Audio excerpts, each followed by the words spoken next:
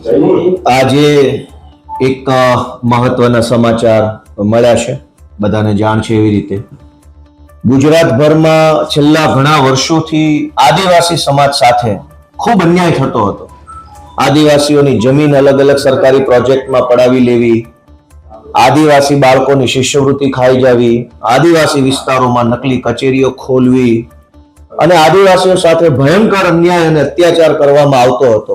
એવા સમયે 2022ની વિધાનસભાની ચૂંટણીમાં આદિવાસી સમાજ માટે એક આશાના કિરણ તરીકે ચૈતર વસાવા નામનો આગેવાન ઉભરી આવ્યો અને ચૈતર વસાવા 2022ની વિધાનસભાની ચૂંટણી જીત્યા પછી ધારાસભ્ય તરીકે ગુજરાતભરના આદિવાસીઓના પ્રશ્નોનું, પીડાનું, સમસ્યાનું સતત નેતૃત્વ કરતા આવ્યા છે.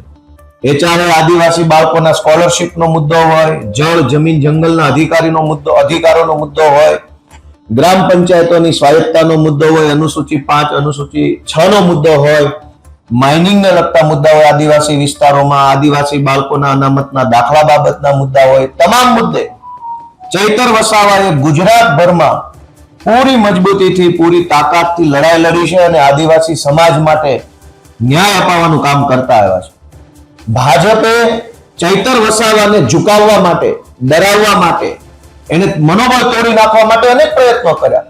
ગૃહમંત્રીએ ડેડિયાપાડા જઈને અનેક સભાઓ કરી, પ્રધાનમંત્રી ડેડિયાપાડા આવ્યા, અનેક મોટા મોટા નેતાઓ ડેડિયાપાડા જઈ અને ચૈતર વસાવાનું મનોબળ તોડવા, ચૈતર વસાવાને તોડે પાડવા માટેની કોશિશ કરી.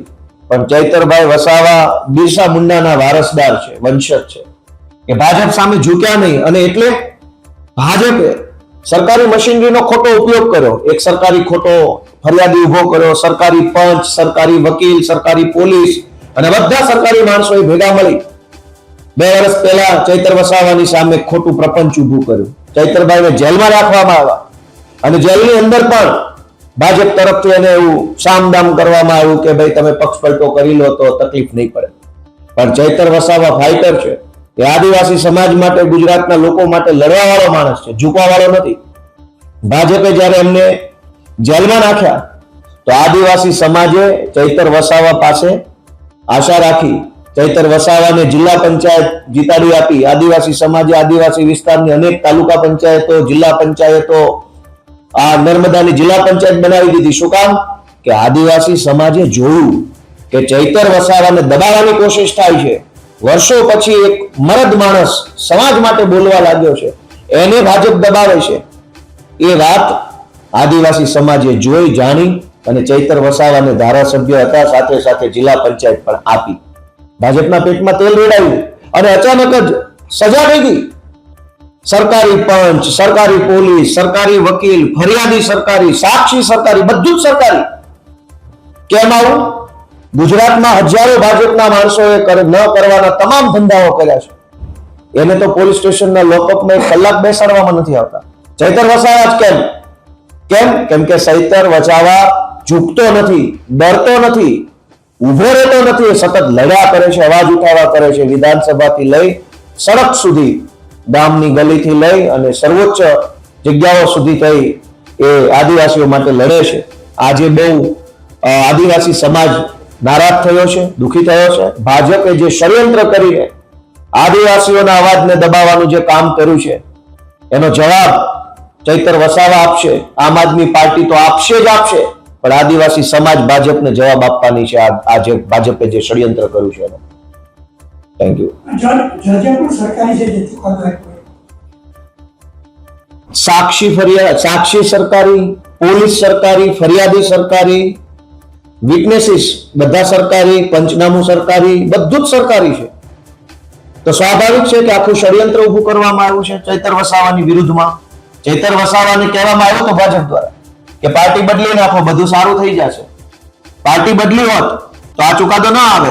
એનો અર્થ એ થયો કે ચૈતર વસાવાને ફસાવવા માટે સરકારી તંત્રનો દુરુપયોગ કરવામાં આવ્યો છે અને કોઈ પણ રીતે ચૈતર વસાવા એની રાજકીય કારકિર્દી ખતમ થઈ જાય, ચૈતર વસાવા આદિવાસીઓ માટે બોલતો બંધ થઈ જાય, ચૈતરભાઈ મુદ્દા ઉઠાવતા બંધ થાય, એનું મોઢું બંધ કરવા માટે, એને ઝુકાવી દેવા માટે, એની રાજનીતિ બરબાદ કરવા માટે થયા ષડયંત્ર કર્યું છે. પણ અમે આમ આદમી પાર્ટી, અમારી આખી ટીમ ચૈતરભાઈ વસાવાની સાથે છે, આદિવાસી સમાજ ચૈતરભાઈની સાથે છે.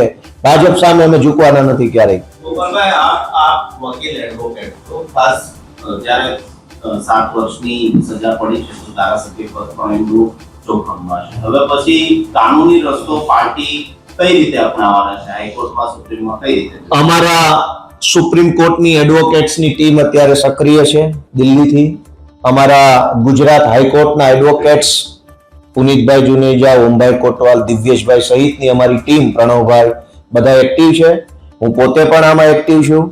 જે કંઈ પણ કાયદાકીય રસ્તાઓ અમારી પાસે છે એ રસ્તાઓના માધ્યમથી અમે ઉપરની અદાલત, એના ઉપરની જ્યાં જવું પડશે ત્યાં જઈશું અને ન્યાયતંત્ર પાસેથી થોડા ઘણા ન્યાયની અપેક્ષા રાખીશું. પણ આખો ઘટનાક્રમ છે એ ભાજપ પ્રેરિત ઘટનાક્રમ છે. ચૈતર વસાવા જ કે ગુજરાતના ઇતિહાસમાં અનેક કાંડ, કૌભાંડ ને દુર્ઘટનાઓ બની છે. હજારો ઘટના બની છે, કોઈને સજા નહીં. સજા માત્ર ચૈતર વસાવાને. આ સજા શેની છે? આદિવાસીઓ માટે, ગુજરાત માટે બોલવાની સજા થઈ ચૈતર વસાવાને. અવાજ ઉઠાવવાની સજા થઈ. ભાજપ સામે નહીં ઝૂકવાની સજા થઈ છે, સરેન્ડર નહીં થવાની સજા થઈ. પણ અમે લડી લઈશું. આવું તો ઘણા બધા નબળા સમયને, નબળા સંજોગોને અમે જોયા છે. આમાંથી પણ બહાર આવશે ચૈતરભાઈ. અમે બધા ભેગા મળીને લડીશું અને ચૈતરભાઈ ગુજરાતનો હીરો છે, એ હંમેશા આગળ વધતા રહેશે. એવું માનવું એ આપણી ફરજ છે.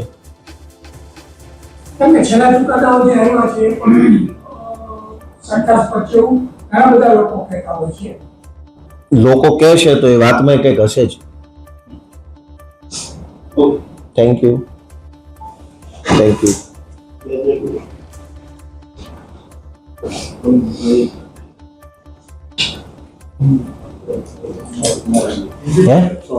हिंदी केवल? हाँ ना.